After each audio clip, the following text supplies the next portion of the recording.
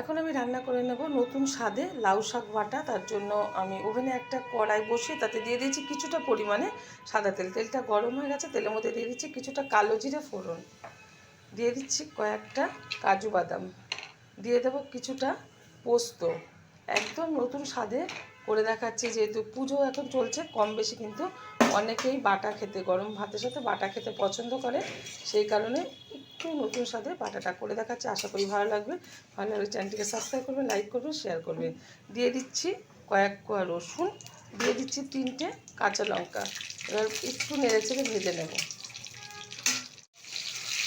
হালকা করে একটু ভেজে নিয়েছি। এখন ভেজে এর মধ্যে ধুয়ে রাখা লাউ শাক, একদম কচি শাক আমি নিয়েছি। যত কচি দিতে পারবেন তার কিন্তু টেস্ট একটু বেশি ভালো হবে।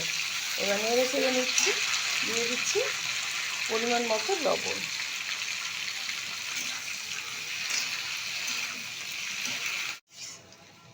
এবার খুব ভালোভাবে কিন্তু হাই আছে নেড়ে চেড়ে ভেজে নেব। আর এই যে লাউ শাক দিয়ে যে জলটা বেরোবে, এতে কিন্তু সুন্দরভাবে সিদ্ধ হয়ে লাউ শাকটা ভাজা ভাজা হয়ে যাবে। আর এটা কিন্তু অ্যাকচুয়ালি ভাজা করতে হবে, সিদ্ধ করলে কিন্তু তার টেস্ট আলাদা। যেহেতু আমি একবারে ডাইরেক্ট তেলের মধ্যে দিয়েছি, এটা কিন্তু ভাজার স্বাদই আসবে। লাউ শাক ভাজাটা কিন্তু হয়ে গেছে। এখন আমি এটা নামিয়ে ঠান্ডা করে তারপর মিক্সিং জারে দিয়ে পেস্ট করে নেব। আপনারা শিলনোড়াতেও এটা বেটে নিতে পারেন, তাতেও কিন্তু ভীষণ ভালো লাগবে। লাউ পাতাটা ভালোভাবে আমি পেস্ট করে নিয়েছি। এই যে এখন আমি একটা চামচের মাধ্যমে একটা পাত্রে তুলে নেব, আর গরম গরম ভাতের সাথে এরকম লাউ পাতা বাটা সার্ভ করবো। আপনারা অবশ্যই ট্রাই করবেন, আশা করি ভীষণ ভালো লাগবে।